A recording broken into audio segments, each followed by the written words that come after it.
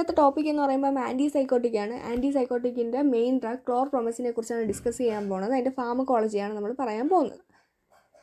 ഇപ്പോൾ ഫാർമക്കോളജി എന്നൊരു ക്വസ്റ്റ്യൻ വന്നു കഴിഞ്ഞാൽ നമ്മൾ ഇത്രയും ആ ആൻസറിൽ നമ്മൾ എഴുതണം. ആ ഒരു ഡ്രഗിൻ്റെ മെക്കാനിസം ഓഫ് ആക്ഷൻ വേണം, ഫാർമക്കോളജിക്കൽ ആക്ഷൻ വേണം, kinetics, ADR, drug interaction, use. അപ്പോൾ ഇത്രയും നമ്മൾ എന്ത് ചെയ്യണം, ആ ഒരു ആൻസറിൽ നമ്മൾ എഴുതണം. ഇനി ക്ലോർപ്രൊമസിൻ്റെ ആക്ഷൻ എന്ന് പറയുമ്പം ക്ലോർപ്രൊമസിനെ കുറിച്ചൊരു ഒരു ഒരു ഇത് പറയുകയാണെങ്കിൽ അതിൻ്റെ ആക്ഷൻ എന്ന് പറയുമ്പോൾ അതെന്ത് ചെയ്യും, ന്യൂറോ ട്രാൻസ്മിറ്റേഴ്സിനെ എന്ത് ചെയ്യും, ബ്ലോക്ക് ചെയ്യും.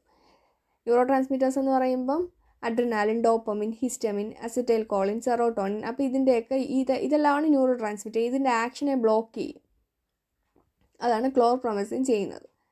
എൻ്റെ മെക്കാനിസം ഓഫ് ആക്ഷൻ നോക്കാം. മെക്കാനിസം ഓഫ് ആക്ഷൻ നോക്കുന്നതിന് മുന്നേ ഫസ്റ്റ് നമുക്ക് ഷിസോഫ്രീനിയ എന്താണെന്ന് നോക്കാം. ഷിസോഫ്രീനിയ എന്ന് പറയുമ്പം നമ്മുടെ CNSലെ മീസോലിംബിക് ഏരിയയിൽ ഡോപ്പമിൻ്റെ അളവ് കൂടുന്നത്, ഡോപ്പമിനർജിക് ഓവർ ആക്ടിവിറ്റി, ഡോപ്പമിൻ്റെ അളവ് കൂടുമ്പോഴാണ് നമുക്ക് എന്തുണ്ടാകുന്നത്, ഷിസോഫ്രീനിയ ഉണ്ടാകുന്നത്. അപ്പോഴാണ് നമ്മൾ എന്ത് ചെയ്യുന്നത്, ക്ലോർപ്രൊമസിൻ കൊടുക്കുന്നത്. ഈ ക്ലോർപ്രൊമസിൻ കൊടുക്കുമ്പോൾ എന്ത് സംഭവിക്കും, ഡോപ്പമിൻ റിസപ്റ്റാറിൽ ചെന്ന് ബൈൻഡ് ചെയ്തിട്ട് അതിനെ എന്ത് ചെയ്യും, ബ്ലോക്ക് ചെയ്യും. ബ്ലോക്ക് ചെയ്യുമ്പോൾ ഡോപ്പമിൻ എന്ത് ചെയ്യത്തില്ല, റിലീസ് ചെയ്യത്തില്ല. ഡോപ്പമിൻ്റെ അളവ് എന്ത് ചെയ്യും, ഡിക്രീസ് ചെയ്യിപ്പിക്കും. അതാണ് ക്ലോർപ്രൊമസിൻ്റെ ജോലി. ഡോപ്പമിൻ റിസപ്റ്റാർസ് എന്ന് പറയുമ്പോൾ D1 തൊട്ട് D5 വരെ ഉണ്ട്. അതിൽ D2 റിസപ്റ്റാറിൽ എന്നാണ് ഈ ഡ്രഗ് ആക്ട് ചെയ്യുന്നത്. എന്നിട്ട് എന്ത് ചെയ്യും, ഡോപ്പമിൻ്റെ റിലീസിനെ കുറയ്ക്കും. ഡോപ്പമിൻ റിസപ്റ്റാർസ് എല്ലാം G പ്രോട്ടീൻ കപ്പിൾഡ് റിസപ്റ്റാർസ് ആണ്. പിന്നെ പറയുന്നത് ഇങ്ങനെ ഈ ഒരു ആക്ഷൻ ഉള്ളതുകൊണ്ട് തന്നെ, അതായത് ഡോപ്പമിൻ റിസപ്റ്റാർസ് ഈ ക്ലോർപ്രൊമസിൻ ഡോപ്പമിൻ റിസപ്റ്റാർസിനെ ബ്ലോക്ക് ചെയ്യുമ്പം അവിടെ എക്സ്ട്രാ പിരമിഡൽ സൈഡ് എഫക്ട്സ് ഉണ്ടാവും. നമ്മളൊരു നോർമൽ സബ്ജക്റ്റ്, ഡിസീസ് ഒന്നും ഇല്ലാത്ത, ഡിസോർഡർ ഒന്നും ഇല്ലാത്ത ഒരാൾക്ക് കൊടുക്കുകയാണെങ്കിൽ അവരുടെ മോട്ടോർ ആക്ടിവിറ്റി കുറയും, ഒരു ഡ്രൗസിനെസ് ഒരു ഇതുണ്ടാക്കും. പിന്നെ പേഷ്യൻസിനാണ് കൊടുക്കുന്നതെങ്കിൽ അവർ അഗ്രഷൻ കുറയ്ക്കും, മോട്ടോർ ആക്ടിവിറ്റി കുറയ്ക്കും, ആൻസൈറ്റീസ് കുറയ്ക്കും. പിന്നെ ഇങ്ങനത്തെ പീപ്പിൾസ് എപ്പോഴും എന്താണ്, ഹാലുസിനേറ്റ് ചെയ്തുകൊണ്ടിരിക്കും. അപ്പം അതൊക്കെ എന്ത് ചെയ്യും, റെഡ്യൂസ് ചെയ്യും, ഡെല്യൂഷനൊക്കെ ഇല്ലാതാക്കും. ഇനി CNSൽ തന്നെ വേറെ കുറേ എഫക്ട്സ് ഉണ്ട്. കോർട്ടെക്സിലാണെങ്കിൽ ഇതെന്ത് ചെയ്യും, സീഷർ കുറച്ചിട്ട് പ്രസിപ്പിറ്റേറ്റ് കൺവൾഷൻ ഉണ്ടാക്കും. ഹൈപ്പോതലാമസിലാണെങ്കിൽ അമിനോറിയയും ഗാലക്ടോറിയയും ഉണ്ടാക്കും. അമിനോറിയയും അതായത് അമിനോറിയ എന്ന് വെച്ച് കഴിഞ്ഞാൽ ഫീമെയിൽസിന് മെൻസ്ട്രേഷൻ എന്ത് ചെയ്യും, ഇല്ലാതാക്കും. ഗാലക്ടോറിയ എന്ന് പറയുമ്പോൾ ഓവർ പ്രൊഡക്ഷൻ ഓഫ് മിൽക്ക് എന്നത് പ്രോലാക്റ്റിൻ്റെ സെക്രീഷൻ കൂടുന്നതുകൊണ്ടാണ് എന്ത് ചെയ്യണം, മിൽക്ക് കൂടുതൽ പ്രൊഡ്യൂസ് ചെയ്യുന്നത്. ഇനി മെൻസ്ട്രേഷൻ ഇല്ലാതാവുന്നത് ഗൊണാഡോട്രോപ്പിൻ എന്നുള്ളൊരു ഹോർമോണിൻ്റെ അളവ് കുറയുന്നതുകൊണ്ട്. ബേസൽ ഗാംഗ്ലിയനിലാണെങ്കിൽ എക്സ്ട്രാ പിരമിഡൽ സൈഡ് എഫക്ട്സ് ഉണ്ടാക്കും. ബ്രെയിൻ സ്റ്റെമ്മിലാണെങ്കിൽ എന്ത് ചെയ്യും, BP കുറയും. CTZ എന്ന് വെച്ചാൽ കീമോ റിസപ്റ്റാർ ട്രിഗർ സോൺ.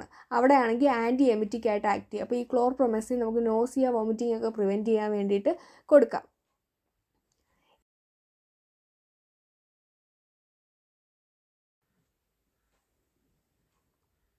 ഇനി ഇത് ANSൽ എങ്ങനെ ആക്ട് ചെയ്യുമെന്ന് പറയുമ്പം ANSൽ ആക്ട് ചെയ്ത് കഴിഞ്ഞാൽ ആൻറ്റികോളിനർജിക് സൈഡ് എഫക്ട്സ് ഉണ്ടാകും. ആൻറ്റികോളിനർജിക് സൈഡ് എഫക്ട്സ് ഏതൊക്കെയെന്ന് പറയുമ്പോൾ ബ്ലഡ് വിഷൻസ്, യൂറിനറി റിറ്റൻഷൻ, കോൺസ്റ്റിപ്പേഷൻസ് ഒക്കെ ഉണ്ടാകും.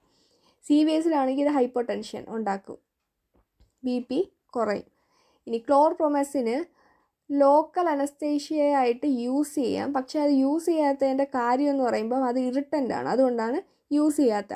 കിഡ്നിയിലാണെങ്കിൽ ADH എന്ത് ചെയ്യും, കുറയ്ക്കും. ADH കിഡ്നിയിൽ ഇത് അഫക്റ്റ് ചെയ്യുന്നതെന്ന് പറയുമ്പോൾ ADH എന്ത് ചെയ്യും, കുറയ്ക്കും. ADH കുറച്ച് കഴിഞ്ഞാൽ ഇതെന്താണ്, വീക്ക് ഡയൂററ്റിക് ആണ്.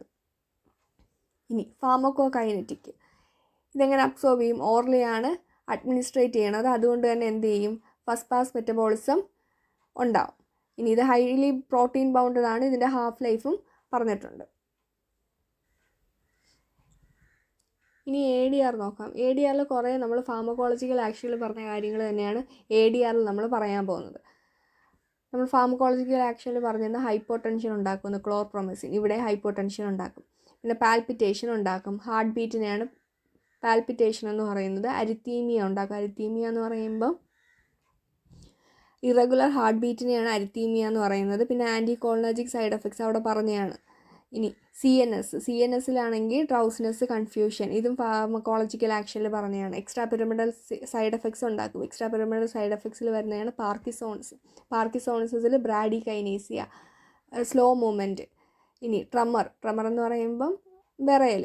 ഇനി അക്യൂട്ട് ഡിസ്നോണിയാസ്, കാണിക്കുക. അവർ പോലും വോളണ്ടറി ആയിട്ടായിരിക്കില്ല ഓരോ കാര്യങ്ങളൊക്കെ കാണിക്കുന്നത്.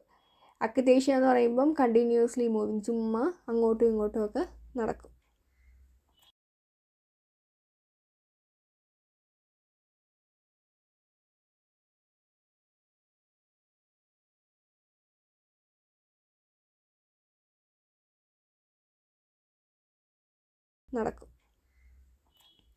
എൻഡോക്രൈൻ ഡിസ്റ്റർബൻസ് നമ്മൾ നേരത്തെ പറഞ്ഞതാണ്. Gynaecomastia, amenorrhoea, ഗാലക്ടോറിയ.